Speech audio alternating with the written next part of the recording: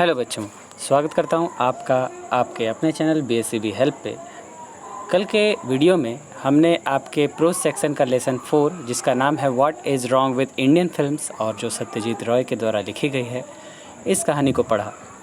इस कहानी के हमने आधे भाग को कल पढ़ा था, जिसमें हमने बताया कि सत्यजीत राय जो एक भारतीय फिल्म निर्देशक हैं, वो भारतीय फिल्मों के बारे में क्या सोचते हैं, कैसे उन्हें आंकते हैं और क्या उनके बारे में उनकी राय है। तो चलिए अब इस वीडियो में आगे बढ़ते हैं। यहाँ से शुरू करते हैं हम इस भाग को, और यहाँ दिया है, उन्होंने कहा कि almost every passing phase of the American cinema has had it's replication on the Indian films. यहाँ पर कहते हैं कि लगभग जितनी भी अमेरिकन फिल्में हैं उसका कहीं ना कहीं असर है भारतीय फिल्मों पर। ठीक है, मतलब कि अमेरिकन फिल्में, हॉलीवुड की फिल्में, उसका असर जो है भारतीय फिल्मों पर देखने को मिलता है। जैसे जैसे वो तरक्की करते जा रहे हैं, जैसे जैसे उनमें इम्प्रूवमेंट होती जा रही है, उसी को देखकर भारतीय फिल्में भी अपना इम्प्रूवमेंट करती जा रही हैं। Stories have been written based on Hollywood successes and the cliches preserved with care.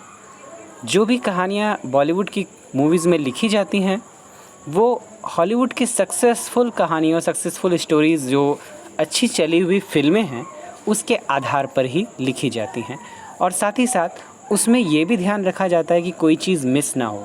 ठीक है, मतलब उसमें जो छोटी छोटी चीज़ें हैं, छोटी छोटी कड़ियाँ हैं, जो अच्छे सीन्स हैं, उसे ध्यान में रख करके बॉलीवुड वाले फिल्म बनाते हैं और उसको आप कह सकते हैं कि ये कॉपी करते हैं। Even where the story has been a genuinely Indian one, the background music has revealed an irrepressible penchant of the jazz idioms। यहाँ पर बात करते हैं कि अगर आप उस फिल्म में स्टोरी देखें तो हो सकता है स्टोरी जो है इंडियन हो, मतलब कि स्टोरी उनकी अपनी हो, भारतीय स्टोरी हो, लेकिन उसका जो संगीत है उसमें कहीं ना कहीं आपको विदेशीपन देखने को मिलेगा। अर्थात उसमें कहीं ना कहीं आपको जो है पाश्चात्य मूवी के सीन्स, उसका सुर, उसके गीत के तरीके, वो पहनावे ओढ़ावे, ये सारी चीज़ें देखने को मिलेंगी। इसी प्रकार उन्होंने कहा कि इट शुड बी रियलाइज्ड, इसका अनुभव होना चाहिए, that the average American film is a bad model. यहाँ पर उन्होंने डायरेक्ट कहा है कि अमेरिकन फिल्में जो हैं हमारे देश के लिए एक बुरा प्रभाव हैं, बैड मॉडल्स हैं। ऐसा क्यों कहा, इसे आप समझ सकते हैं कि हॉलीवुड का जो कल्चर है और हमारे देश का कल्चर है, दोनों बिल्कुल अलग हैं, एक दूसरे से भिन्न है। वहाँ के पहनावे ओढ़ावे, बोलचाल की भाषा, बड़ों से जो बात करने के तरीके हैं, वो सब हमारी फिल्मों से बिल्कुल अलग हैं। वहाँ का लाइफस्टाइल, रहने सहने का तरीका, एक परिवार में किस प्रकार से लोग रहते हैं, ये सब हमारे भारतीय कल्चर से बिल्कुल जुदा है। इसीलिए यहाँ पर कहते हैं कि उस तरह की फ़िल्मों को यहाँ भारत में बनाना ये एक बैड मॉडल होगा, एक बुरा कह सकते हैं कि रूप होगा। ठीक है, मतलब कि अमेरिकन फ़िल्मों को यहाँ पर डायरेक्ट इन्होंने बैड मॉडल कहा है। उसको पालन करना, उसका पालन करके जो है उसके आधार पर फिल्में बनाना, ये गलत होगा, बैड मॉडल होगा। If only because it depicts a way of life so utterly at variance with our own. और ये ऐसा इसीलिए क्योंकि उसमें जो चीज़ें दिखाई जाती हैं, जीवन के जो जीने का प्रकार दिखाया जाता है, वो हमारे जीवन जीने के प्रकार से बिल्कुल अलग है, बिल्कुल भिन्न है। इसके साथ साथ वो कहते हैं कि moreover the high technical polish which is the hallmark of the standard Hollywood product would be impossible to achieve under existing Indian conditions. यहाँ ये कहते हैं कि साथ ही साथ वो जो टेक्निकल काम करते हैं अपनी फ़िल्मों में, मतलब फ़िल्मों में जो टेक्निक्स का यूज़ करते हैं, जो तरीके अपनाकर फ़िल्म की शूटिंग करते हैं, वो पहुँच, वो जो एक पहचान बनाई है उन हॉलीवुड मूवीज़ ने, वो जो हॉलीवुड मूवी में ये सब चीज़ें दिखाई जाती हैं, ये भारत के लिए, भारत की स्थिति में प्राप्त कर पाना, मतलब कि भारत में जो चीज़ें यूज़ की जाती हैं फ़िल्म को बनाने के लिए, जो प्रोडक्ट्स, मतलब कि जो मशीन्स यूज़ की जाती हैं, उसके उपयोग के साथ ये प्रयोग कर पाना, ये बना पाना, वैसे सीन्स को फिल्मा पाना बहुत ही आश्चर्यजनक होगा कि ये हो भी पाएगा या नहीं हो पाएगा। मतलब भारतीय फिल्मों में उस तरह की सीन को इस तरह के औजारों के साथ बना पाना असंभव मान लिया जाता है।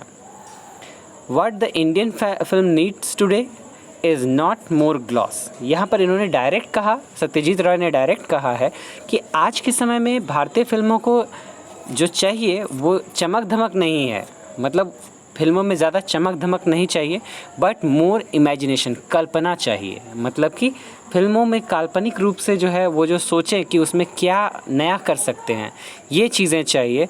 मोर इंटीग्रिटी, ज़्यादा समग्रता चाहिए, मतलब कि वो पूरे अपने आप को समर्पित करके फिल्म को का निर्माण करें, उसमें पूरा अपना तन मन लगाएं, से लगाकर उसे बनाएं, कॉपी ना करें, ठीक है। And A more intelligent appreciation of the limitation of the medium. और यहाँ साथ ही साथ कहते हैं कि अपनी बुद्धि का प्रयोग करते हुए अपने मीडियम्स के, अपने वस्तुओं का, जिस चीज़ का उनके पास मौजूद है उसके बंदिशों से दूर हटते हुए, उससे दूर निकलते हुए, लिमिटेशंस को क्रॉस करते हुए उसका इस्तेमाल करना चाहिए। मतलब कि चीज़ें चाहे जैसी भी हो, उनका इस्तेमाल अगर अच्छे से किया जाए तो हम उससे और बेहतर काम कर सकते हैं जितना हम कर पा रहे हैं। अब देखिए ये आगे क्या कहते हैं, कहते हैं कि we all do possess the primary tool of film making. हम लोग अभी भी जो फिल्म मेकिंग के लिए चीज़ें यूज़ करते हैं वो प्राथमिक टूल्स हैं। मतलब कि बहुत पहले के ज़माने के अभी भी हम लोग औजार यूज़ करते हैं। अभी हमारे पास इतनी हाईटेक टेक्नोलॉजी नहीं आई जितनी विदेशों में फ़िल्म मेकिंग में यूज़ की जाती है, वैसी चीज़ें हमारे पास अभी नहीं हैं। The complaint of the technician notwithstanding mechanical devices such as the crane shot and the process shot are useful। यहाँ पर ये कहते हैं कि टेक्नीशियंस जो हमारे यहाँ हैं, जो फिल्म मेकिंग में काम कर रहे हैं, उनकी शिकायत अभी भी बरकरार है। पहले तो वो मशीनों पर दोष दे रहे थे, लेकिन अब क्या है कि अब वो तरह तरह की मशीनी चीज़ें तो उनके पास हैं, लेकिन उससे वो सही से काम नहीं कर पाते। मतलब मैकेनिकल जो डिवाइसेस हैं जिसमें कि क्रेन शॉट लिया जाता है या प्रोसेस शॉट लिया जाता है, इन चीज़ों को वो ठीक से ले ही नहीं पाते, उन शॉट्स को सही से फिल्मा नहीं पाते हैं। But by no means indispensable, और वो किसी भी तरह से जो है सहने योग्य नहीं है, वो सही रूप से उपयोगी नहीं हो पाता है, वो बर्बाद हो जाता है। What our cinema needs above everything else is a style, an idiom, a sort of iconography of cinema which should be uniquely and recognizably Indian। यहाँ पर कहते हैं कि आज जो हमारे फिल्मों को जो ज़रूरत है इन सभी चीज़ों से ऊपर हट करके वो है एक स्टाइल, एक ऐसी परिभाषा, एक ऐसी चीज़ जो कि दूसरों के पास नहीं, उससे यूनिक। मतलब एक भारत की फ़िल्म को एक आइकॉन बना देना, एक पहचान बना देना, ऐसी चीज़ चाहिए भारत को। और साथ ही साथ एक ऐसी चीज़ जो भारत के लिए ही बनी है, मतलब केवल और केवल भारत की पहचान बताती है, ना कि दूसरे की कॉपी बताती है उसे, ठीक है। ये हमारी भारतीय फिल्मों में होनी चाहिए। हमारा भारत का ट्रेडिशन इतना कमज़ोर नहीं है, बहुत बड़ा ट्रेडिशन है हमारे देश में। हम तरह तरह की चीज़ें वहाँ दिखा सकते हैं, लेकिन हम क्या करते हैं, कॉपी करते हैं। तो ये नहीं होना चाहिए। यहाँ पर ये डायरेक्ट कहते हैं सत्यजीत रॉय कि the majority of our films are replicate with such visual dissonance. हमारी बहुत सारी फिल्मों में विजुअल डिसोनेंस है, मतलब कि अस्थिरता है, चित्र में जो है अस्थिरता है। मतलब कि चित्र जो है हम सही से अंकित नहीं कर पाते, इस चित्र को सही से दिखा नहीं पाते हैं।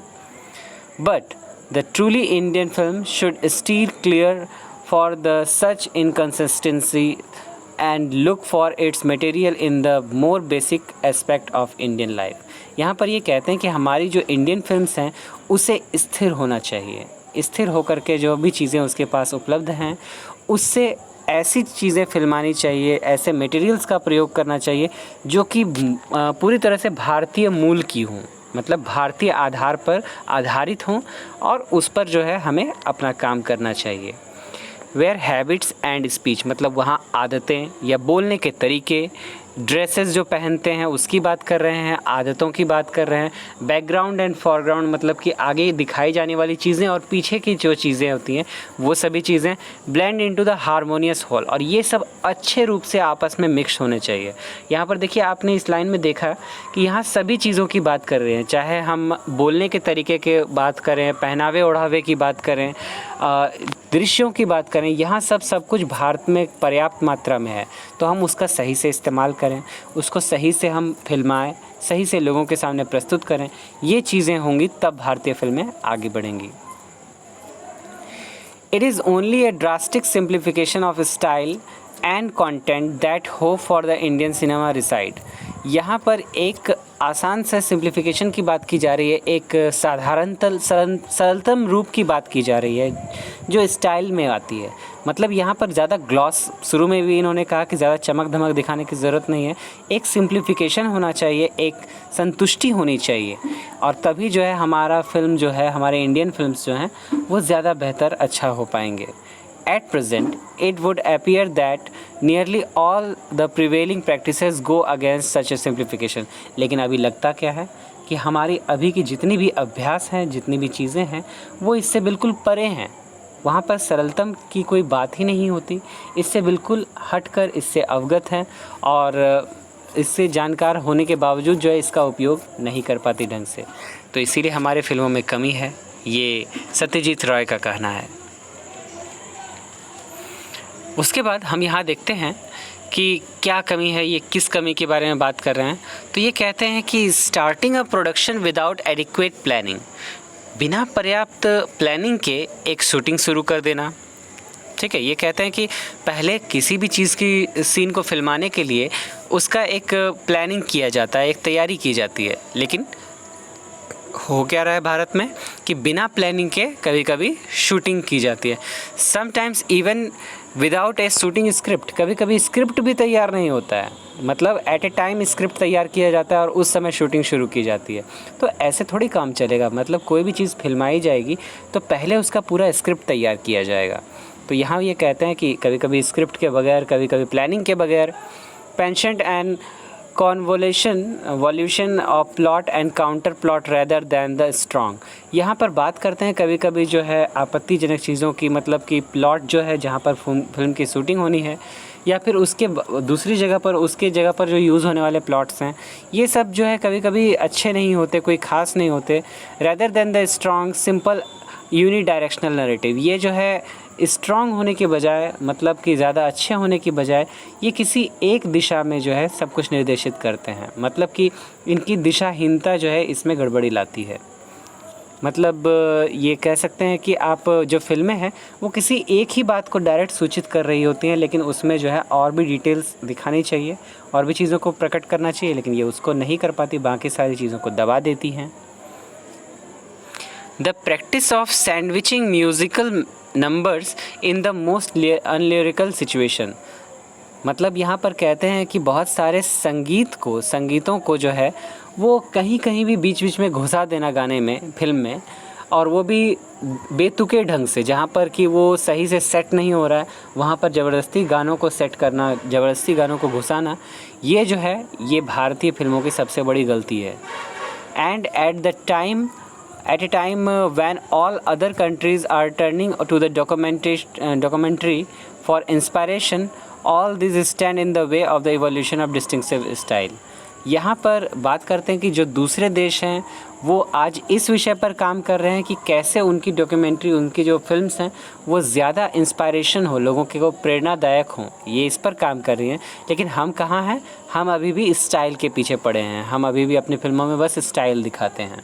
ठीक है, तो ये चीज़ नहीं होनी चाहिए, स्टाइल में कम और काम पर ज़्यादा ध्यान देना चाहिए। इसके अलावा देखिए वो क्या कहते हैं कि there have been rare glimpse of an enlightened approach in a handful of recent films. यहाँ पर इन्होंने कही कि सारी फिल्में बुरी नहीं हैं, कुछ फिल्में ऐसी हैं, हाल की जो है कुछ फिल्में ऐसी रही हैं जिसमें कि कुछ चमक इस तरह से देखने को मिली है, कुछ अच्छी चीज़ें देखने को मिली हैं, और ये ज़्यादा नहीं, बस कुछ मुट्ठी भर फिल्में हैं जिसमें कि उन्होंने नाम लिया है कि IPTA's धरती के लाल, मतलब कि IPTA शायद एक फिल्म निर्देशन कंपनी है, उसकी फिल्म का नाम है धरती के लाल, is an instance of a strong simple theme, जो कि ये प्रदर्शित करता है, ये एक उदाहरण है एक छोटे से मजबूत से एक सिंपल थीम पर बेस्ड, मतलब कि ज़्यादा बड़ा थीम नहीं है इसका फिल्म का, एक मजबूत लेकिन सिंपल थीम पर बने हुए फिल्म का, और ये वो भी स्टाइल के साथ, पुट ओवर विथ स्टाइल, जो कि स्टाइल के साथ ही है। यहाँ पर साथ ही साथ कहते हैं ऑनेस्टी एंड टेक्निकल कॉम्पिटेंस, यहाँ पर ईमानदारी से फिल्म को बनाया भी गया है और टेक्निकल चीज़ें भी यहाँ पर बहुत अच्छे से पर्याप्त मात्रा में इसका उपयोग भी किया जा रहा है। शंकर्स कल्पना, यहाँ शंकर के एक निर्देशक हैं, उनकी movie Kalpana is an imitable and highly individual experiment, जो कि हमेशा याद की जाने वाली और एकदम अलग ही एक्सपेरिमेंट था उनका, मतलब कि एक अनुभव था उनका।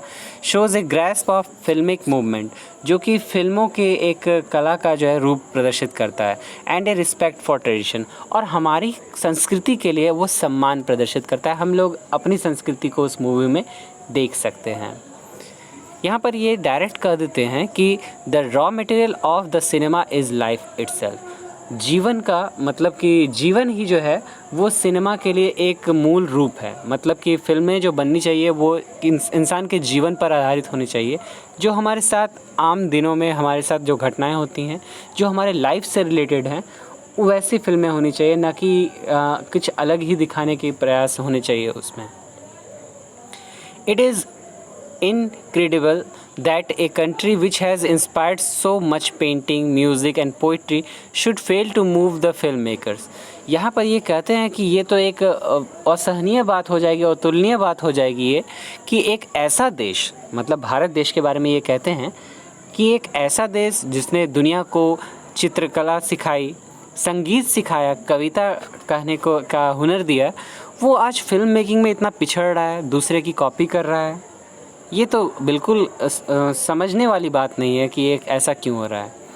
यहाँ ये डायरेक्ट एक सलाह देना चाहते हैं, और सलाह देते हैं, ये कहते हैं कि he has only to keep his eyes open and his ears let him do so. उन्हें सिर्फ इतना ही करना है भारतीय फिल्मों को, फिल्म के निर्माताओं को, कि उन्हें अपने आँख और कान खुले रखने हैं। अपने चारों ओर की चीज़ों को ऑब्ज़र्व कीजिए, कहानी आपको वहीं से मिल जाएगी, और उन्हें ऐसा ही करना चाहिए। ठीक है, तो ये सारी चीज़ें ये सलाह देते हुए कहते हैं कि भारतीय फिल्में क्या कमी है, वो कैसे कॉपी करते हैं, क्या बेसुरापन है उसमें, ये सब बातें वो बताते हुए भारतीय फिल्मों को लास्ट में सलाह देते हैं कि जीवन पर आधारित फिल्म बनाइए और जीवंत फिल्म बनाइए। कॉपी मत कीजिए, स्टाइल के पीछे मत भागिए, उसमें स्क्रिप्ट डालिए, उसमें जो है अच्छे संगीत डालिए, तब जा कर के आपकी फ़िल्म जो है वो अच्छी बनेगी। ये सब सलाह जो है डॉक्टर सत्यजीत राय, जो भारतीय फिल्म के निर्देशक रह चुके हैं, उनकी सलाह है भारतीय फिल्म निर्माताओं को।